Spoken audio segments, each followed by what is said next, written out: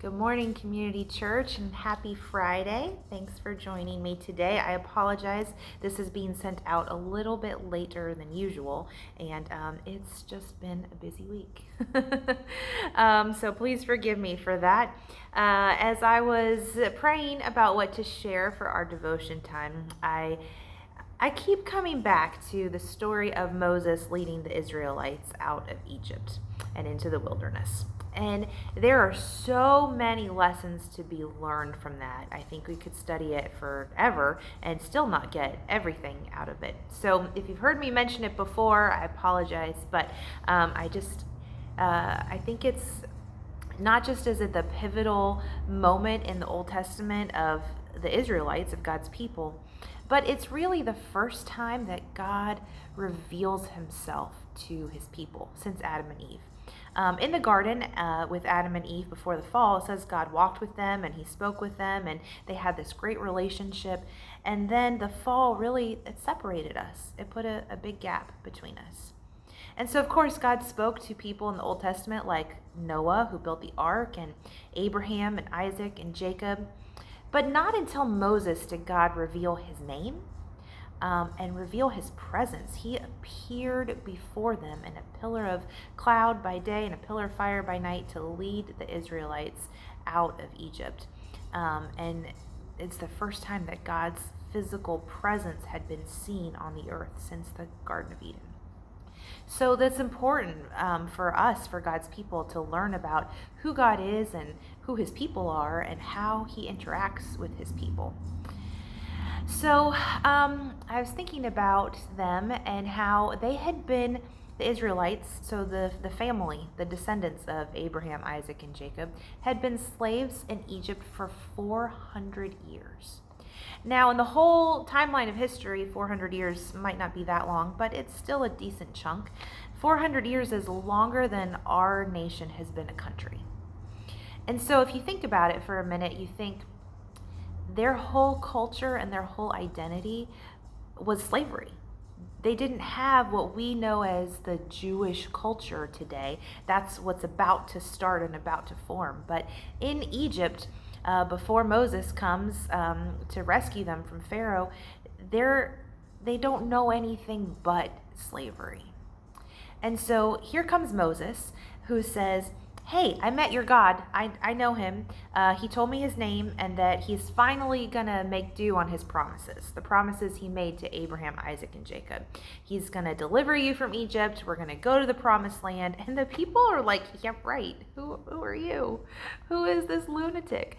You know, we've been praying for 400 years for God to come save us, and he hasn't yet. So what makes you think that you're special? And there really wasn't anything special about Moses. It was just God using Moses to do God's will. So let's, put that out there. But if you had been an Israelite at that time, you would have grumbled against Moses too. Just like if you had been Adam and Eve in the garden, you would have eaten the fruit too. It's part of our human nature. It's how we are. I think that in our fallen world, there's a natural distrust of God and making true on his promises. And that's why it's so important for us to study Scripture and to study all of the times that God has fulfilled his promises to his people. So Moses comes and says, hey, God's going to deliver us and set us free. And they say, sure, we'll believe you when we see some signs.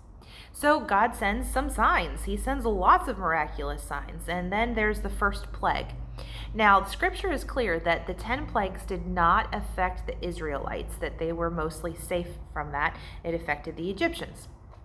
So the first plague comes, and the Israelites are like, oh, hey, there's a sign. Okay, is it time to go yet? Nope, not yet. You got to wait some more on God.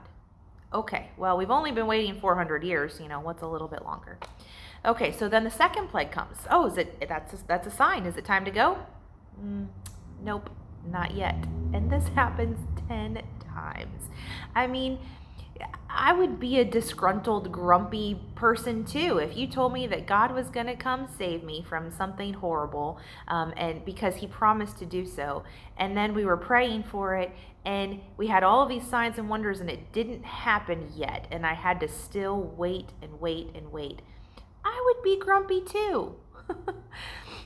So finally, after the 10th plague, and then of course, really shortening it and kind of just recapping it for you. If you're interested, please go look up the story in Exodus, especially this time right before Easter, because Easter happened during the Passover. And Passover is all about remembering this time when the Israelites fled Egypt. So we could talk about that more maybe next week. But after the 10 plagues and after the Passover, God appears to them. There's this pillar of cloud by day and fire by night so they could see it. And it appears, and they're not really sure what it is yet. And they lead them out, and they get to the Red Sea. And they have the Red Sea before them, and the Egyptians come after them. They're following them. And after all this time of waiting and waiting on God to make sure of his promises and believing and waiting for signs and wonders, they get to the very last moment. And what's going to happen? And God finally shows up and performs this incredible miracle. And you know the story. He parts the Red Sea, and the people walk through to safety, and the Egyptians are swallowed up in the sea, and they're free. The people are free, and they go to worship God and wander in the wilderness, and they're on their way to the promised land. So what can we learn from this? How do we apply this to our lives today? Well, there are a lot of things, so I'm going to focus on a few. When you are waiting on God, and you are praying and praying and praying for something to happen, and you think that he is speaking to you, telling you yes, giving you signs and wonders that this is his plan for you and to keep moving forward, but you're not there yet. Think about this story. Think about these people, the Israelites, who have been waiting on God for a long time. They've seen signs and wonders. They've seen his presence. They know his name, but they're just not quite there yet. God still is bringing them along this journey. He still has something in store for them. It's a journey, right? If you have been praying and praying and waiting on God to do something, and you're starting to lose hope, I want to encourage you that you are not the first, you are not the only, that this is part of how God operates. It seems like a very long time for us to wait because we're human and he is God. But God always fulfills his promises. He always comes through on his promises. He made a promise to Abraham and Isaac and Jacob that he was their God and they were his people, and all of his descendants were going to live in the promised land, and he would be their God. And even through 400 years of slavery, God came to rescue them and to fulfill his promise. Lots of people ask, why did God do it that way? Why did God wait so long?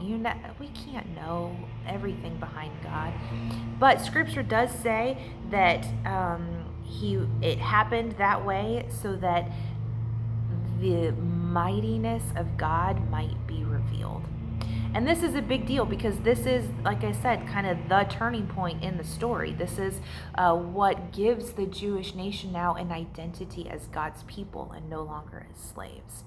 God did it this way, like I said, for lots of reasons, most of which we won't ever know, but so that we would remember it through all generations and still tell the story. There are lots of people now who want to say that didn't happen. It's just made up.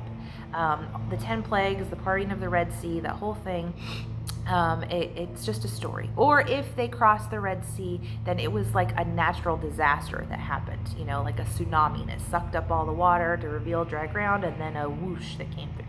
Even if it was a natural disaster, that doesn't mean that it wasn't a miracle and that God wasn't behind it. I mean, hello, God is the creator. But there is a big push to try to say that these things aren't real and they didn't happen. But I want to encourage you that we believe in Scripture and that all of Scripture is God-breathed and useful for teaching and living and following him.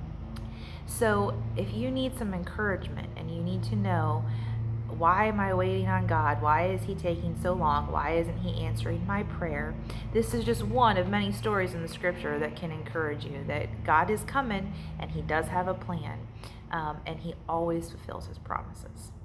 Now, before we end, I just want to also encourage us in this way. How does this apply to us today? The Israelites waited 400 years to be delivered out of slavery. The Christian church has been waiting 2,000 years for Jesus to come back. And it can be difficult to still believe that when you look out into the world and you watch the news and you see what's happening in our neighborhoods, in our country, in war, in the world. I mean, it can be very discouraging. I want to remind you and encourage you that God always fulfills his promises. He always has. Every promise he ever made in here in the good book, he's fulfilled so far. And so that last promise that Jesus is coming back is true, and he's going to fulfill it. And why is it taking so long for him to do it? There are lots of reasons, most of which we will never know or understand. The biggest one is that not everyone has seen or heard yet. We need to spread the good word. But also, God is moving in the meantime to set up his plan so that when it happens, every knee shall bow and everyone will confess that Jesus is Lord. Everyone's going to see it and everyone's going to know it, and there's not going to be any chance for denial or for somebody to say, oh, that didn't really happen. So I just want to encourage you in the meantime, while you're waiting, while you might be waiting on your own personal prayers to be revealed, or while we're all waiting for the Lord to come back. I watched the shuttle launch go off this morning in the church parking lot with the staff, and we said, man, we're all standing out here watching things go up. Wouldn't it be great to watch for something to come down? We're excited for him to come back. You should never, ever be afraid, but be looking forward to and excited and ready for Jesus to return. He promised that he would, and he always fulfills his promises. I hope that encourages you today. I hope you have a blessed and wonderful day. We look forward to seeing you next week. Take care.